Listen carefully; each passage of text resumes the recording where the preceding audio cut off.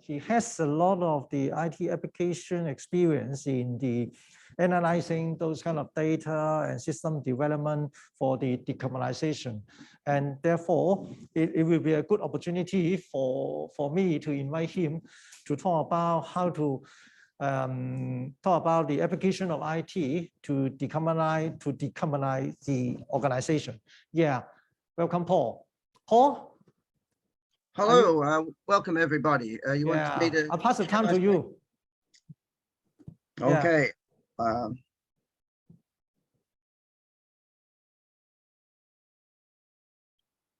I will share the screen now.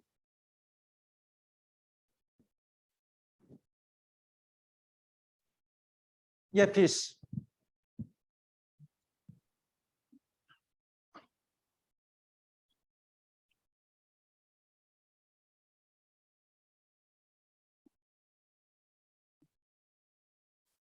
Just checking, as everybody now see the screen? Yes, okay, I see the screen. Okay, so good afternoon, everybody, and thank you, Green Council, particularly you, Felix, for inviting me to share my knowledge, experience, and insights, both locally and internationally, to apply information technology to decarbonize your organization. This is what I call digital decarbonisation. And I'll make a bold statement. In my view, decarbonisation and net zero CO2 emission goals cannot be achieved without digital decarbonisation. And today, I'll explain why and the role of your organisation.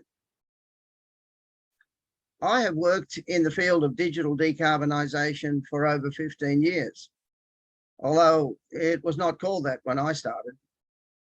Working with environmental scientists and industry experts, designing and developing the metrics, carbon analytics, and dashboards, providing digital windows to drive decarbonisation, while growing performance and wealth in the organisations. So let me take you on the digital decarbonisation journey and share screenshots with the identified data from work that I've done to enlighten our path. But first, let's make sure we understand the basics, where we're coming from. What is decarbonisation? What is net zero CO2 emissions? I think Norman covered it quite well, but probably in essence, they're collective terms to allow us to massively reduce greenhouse gases and carbon dioxide footprints. Again, Norman covered the different scopes. So greenhouse gases generally put into 3 scopes. Scope 1 and 2 refer to emissions on organisations either directly generated through the facility or indirectly through the purchase of electricity and other sources of power. Scope 3 refers to emissions that arise up and down the value stream, from suppliers upstream to distributors and customers downstream.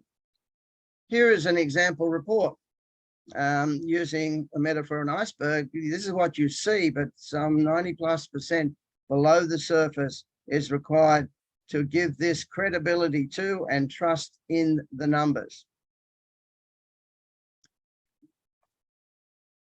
So, what is information technology and digital transformation? Fundamentally, information technology is everything associated with digital data, and the foundation of digital enables driving digital transformations, and digital decarbonisation is in a transformative state. Some principles I associate when engaged or applying IT are: people do what you inspect, not what you expect. Also, if you can monitor it, you can manage it. And I believe it's all about making sure you measure what matters. Well, with this background, how important is decarbonisation in Hong Kong? Well, I used IT to find out. I went to Google Trends. And as you can see, decarbonisation is a hot topic. So where does Hong Kong fit? Hong Kong is number 3 on the research hit list of searching this trend in this word. So we're all in good company, guys. This is a popular topic and obviously very important in the Hong Kong area. Now, if we look at the greenhouse gas report, this shows that we need to correctly and have the right trust in the numbers so we can strongly support compliance issues. And this is a great place to start. I like to start at the end. This is the end of the process of my journey to actually capture and create this type of report. And so let's have a look at what you need to do with digital decarbonisation to end up with this result. Well, who said dashboards are boring? Or they need to be. And busy. Not for me and my clients, as they are digital windows into the business and operations. This particular dashboard was designed for a local construction company, and from a distance even, it's unmistakable what the KPIs stand for. And this company is managing all sorts of waste material and consumables and capturing all of these data to present on a dashboard. And of course, including dead and live loads of traffic moving around for trucks to make sure that the waste disposals arrive on time at the right places. So what areas am I going to have a closer look at? Well, digital decarbonised areas that I've worked in are carbon management, smart city, sustainability. I've also looked at areas of building air quality control and carbon management, the footprints and toe prints, and smart meters. So I'll use a few screenshots as digital windows to explain how organisations can use IT for decarbonisation.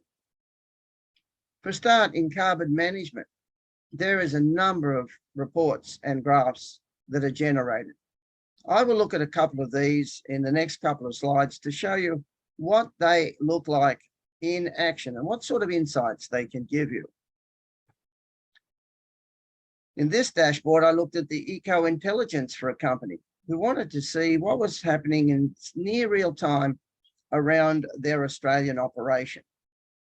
And this gave them a simple view of what was happening. Their big interest was to also look at the departments and the use of total carbon dioxide equivalents. Norman talked about methane, nitrous oxide, sulfuric oxide. Well, these have different coefficients and they work into the total cost of carbon, tons of carbon equivalents. And so this is a measurement I'll use throughout this report. So if we look at this a bit closer, we see that we have the emissions and we are looking at the performance of carbon dioxide management in the different departments. Can you see any actionable insight based on this representation of the data?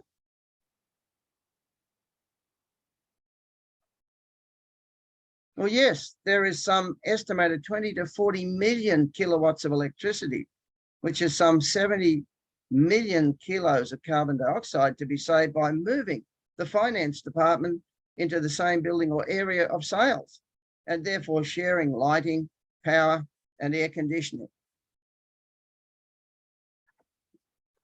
And at all times, the objective is to lower carbon while raising productivity and growth. That is why these are called digital decarbonisation assessments. And as you can see here, monitoring the energy usage, you can plan for the future because you can see trends that are occurring in certain months of a year. So these, what they call carbon hungry months, can be built into forecasts of how you would adjust in the future to address these. Now, at all times, the object is to lower carbon while raising productivity and growth. That is why these are called digital decarbonisation. As you can see on her mobile device, the ESG manager has a very positive story to tell her boss, her manager, and the board and customers on what is actually happening in real time in the company in terms of carbon dioxide usage. It even shows the trend that revenue is increasing per tonne of carbon dioxide, which is a very positive reflection of the activities within the organisation. As they say, the devil is in the detail. However, in fact, I believe that the angel is in the actual decarbonisation details.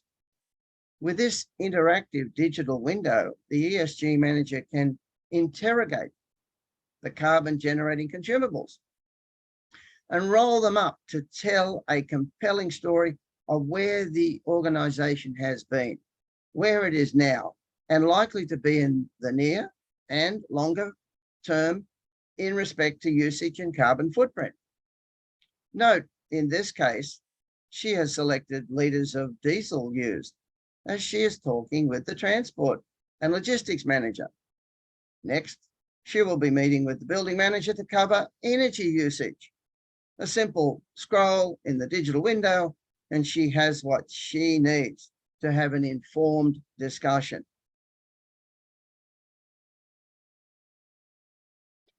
To get a handle on business and climate sustainability duality, there is a need to be able to visualize multiple disparate metrics on one KPI.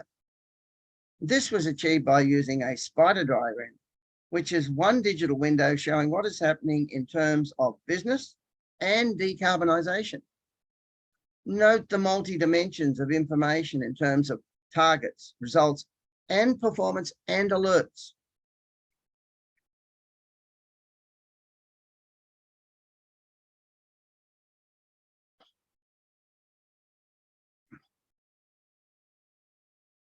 Organisations need to understand and be able to monitor the carbon footprints, or as I call them, the carbon toe prints, as they are so small individually, but collectively, they are a huge amount of carbon in mass production. So let's take a closer look at some of these in terms of bottles, clothes, toys, and telecom services, and look at what we can do in terms of digital decarbonisation to get insights that we can action. First, I'll look at bottles. Now, as you can see on the right, there are many different reports and graphs that are created to monitor bottles and total tonnes of carbon dioxide. I've looked at one in particular, the bottles, and also related to the transport of the bottles. Now, can anybody see any insight from this particular visualization? I'll give you a hint.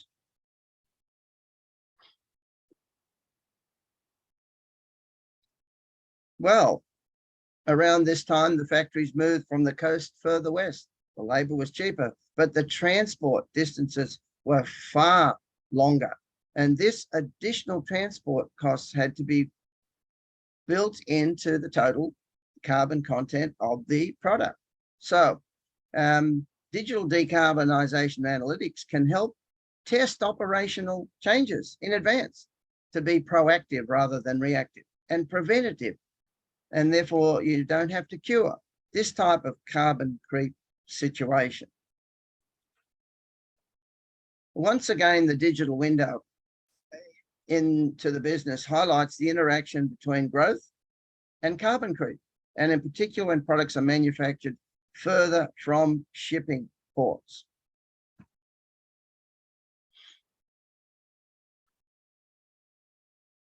Decarbonisation is a team effort where manufacturers, transporters, and merchandisers need to be fully engaged and form a digital decarbonisation data shared community to collectively and positively affect decarbonisation by sharing data and openly discussing areas of improvement in any and all parts of the value stream.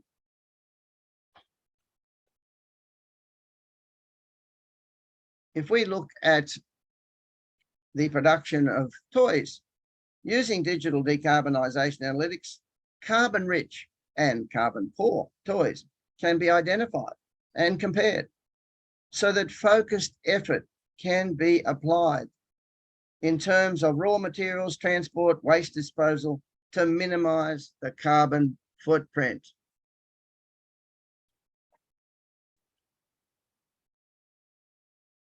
In terms of telecom services, this is one of my favourite areas to apply IT and carbon analytics, as I've spent 15 years in telecom industry and 15 years in IT.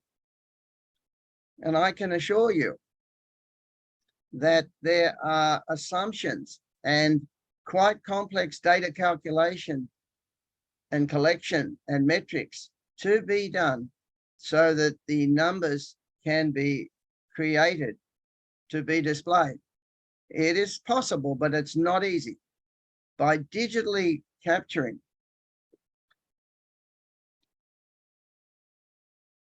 the growth of telecom service and protocol can be identified and examined and addressed under the lens of digital decarbonisation. So any of these trends can be highlighted, discovered, and then looked at in terms of how the carbon contents can be reduced. This brings us to smart city. In Australia, they have an interesting model. It's a wholesale retail model of electricity supply. A consumer organisation can request power from any available source. But note, different sources have different prices and different carbon coefficients.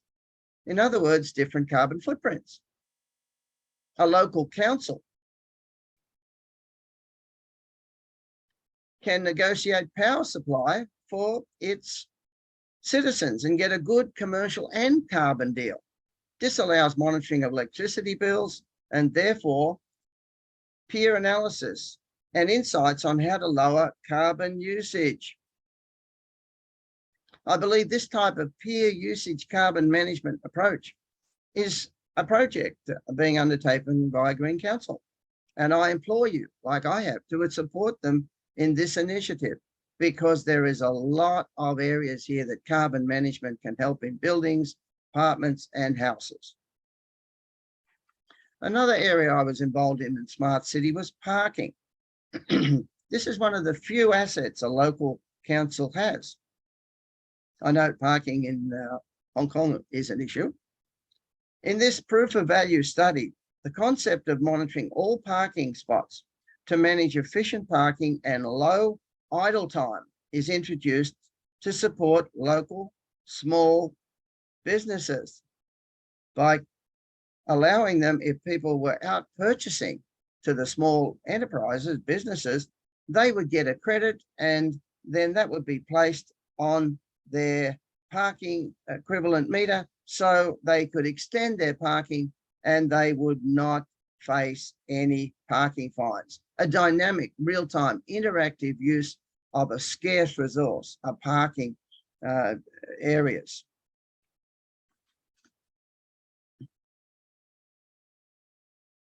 So organisations can create digital decarbonisation scenarios and maximise business and minimise carbon usage.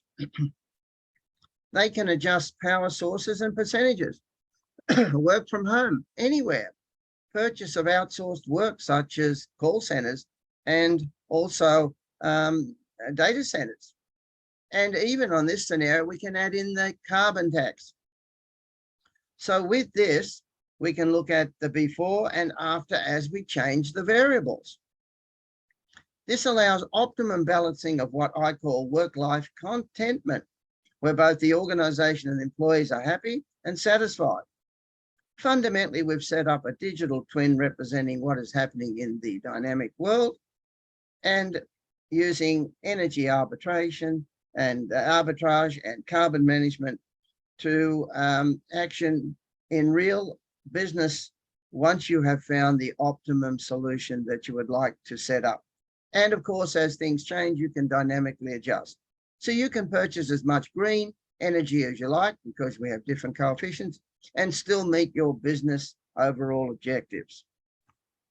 This is fine-tuned even further, as you realise in the COVID-19 situation, the work from home and the fact that the carbon management has to be recorded more on a digital distributed basis than a central basis.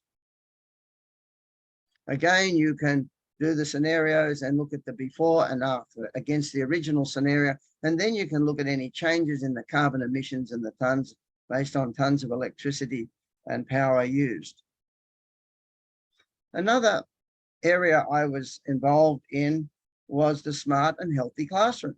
Norman touched, the previous speakers touched on this. Digital carbonisation using IoT sensors can monitor and manage temperature, humidity, carbon dioxide to create a smart and healthy classroom. Note some 200 to 300 parts per million is considered fresh air. But once you go over 700 parts per million, then you start getting a bit dizzy. And at 1500 parts per million, the brain starts to be negatively affected. So this is sometimes called the sick building syndrome. Note with employees working from home, maybe this is a human resource KPI that should be looked into on the health of the employee side, because it is quite possible for working at home that the room CO2 content could exceed some 2000 parts per million. Another area that I was involved in locally was a project, and this was to develop a digital decarbonisation solution to monitor and manage used lead-acid batteries from purchase to disposal. Note the use of blockchain to securely execute, store and manage track and trace transaction as the lead-acid batteries were used and recycled. This brings us to the use and how we could use blockchain. Another IT initiative is a great candidate to facilitate digital decarbonisation applications. Matter of fact, I predict maybe the next secure virtual private networks will be based on blockchain.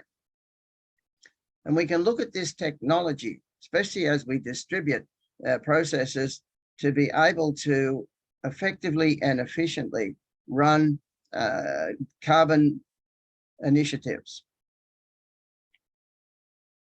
In the building industry, and I've mentioned a couple of times already, this rise of the digital twin, the use of digital carbonisation is very valuable and necessary in the building industry. For example, in using digital twins to model new development areas, building refurbishments to minimise carbon footprints, especially when there's some 85% of the Hong Kong buildings requiring extensive retrofitting to reach decarbonisation goals. So this is a great IT, digital decarbonisation application. Bringing us back to our original question, ESG goals may not be achievable without cyber surety because of the common thread looking at ESG through the lens of digital transformation. Net zero future needs effective digital transformation, which cannot happen without cyber surety, which will not be in place, and if not in place, will adversely impact ESG outcomes. If we look at other areas of development in the IT industry, which could be and will be directly applicable, I believe, into the decarbonisation, we can look at neuromorphic process. To achieve the challenging decarbonisation and net zero, AI will need to play a vital part, and human-like thinking neuromorphic computers will be required to generate next generation of AI at significantly lower power levels and carbon contents, so that we can meet AI carbon initiatives. And this needs to be done at a lower footprint. So neuromorphic processes are here and they are being deployed. And soon they will be becoming more of a mainstream capability for organizations. Another area is in the area of quantum computers. These quantum computers can process 100 to 1,000 times the calculations of an existing computer. They look at the uncertainty in the levels of where an electron is, and so you can have 1,000 states to process, and where a digital machine only has the one or the two. So these quantum computers will give you better carbon management modeling, better CO2 scrubbing. In other words, to design the new generation of molecules that can take carbon dioxide out of the atmosphere. This is going to take massive processing and AI capabilities. And these will be here with quantum computers and, of course, the neuromorphic processors. IBM already has 4,000 qubit types, and they're releasing products in 2025. So keep an eye out for these types of technologies. So when we look at all of these great challenges, there's always great opportunities. So I see in Hong Kong, there is opportunities in becoming a leader in smart building, particularly decarbonised refurbishment, a leader in high-tech digital decarbonisation applications, IoT and blockchain, becoming a digital twin centre of excellence and experience in Asia, building the net zero CO2 emissions driven solutions based on quantum computers and neuromorphic processes. As already mentioned, working in the Greater Bay Area as a digital decarbonisation development zone and a showcase. Become a regional leader in carbon credit training. Again, Hong Kong is a finance centre, but certainly could be also a carbon credit trading centre. And become a digital decarbonisation cybersecurity leader in Asia. So, in summary, decarbonisation and net CO2 emission goals cannot be reached without IT and organisations having a key role in achieving these by applying digital decarbonisation. So everybody should look forward to more blue sky days in a more prosperous Hong Kong. That finishes what I would like to cover, and any questions? Yeah, thank you, Paul. Yeah, data is very important, and you have to get measured, and then otherwise it's very difficult to manage. You give a very good explanation and illustration. We got a question from you is, okay, your system is very dynamic. How about what can SME, small, medium enterprise do if they don't have a lot of money for the IT investment? Then how to start for them? Well, we looked at that option, and virtually ESG as a service, where you could have your consumables and your scope 1, 2, and 3 captured, and like your project where you're looking at, say, the electricity bills, then you could run that as a service, maybe under Green Council, I'm not too sure, and then they could share the small amount of investment and also share the rewards of having ESG compliant reports, but also, of course, in the process of using digital technology to decarbonise. And all of those could be changed and put into a service. And we do run services on such platforms exactly for this type of purposes.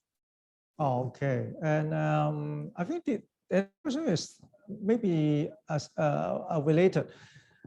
There is a lot of package solution or so-called total solution in the market for the monitoring the green. Do you have any advice to pick the value for money one?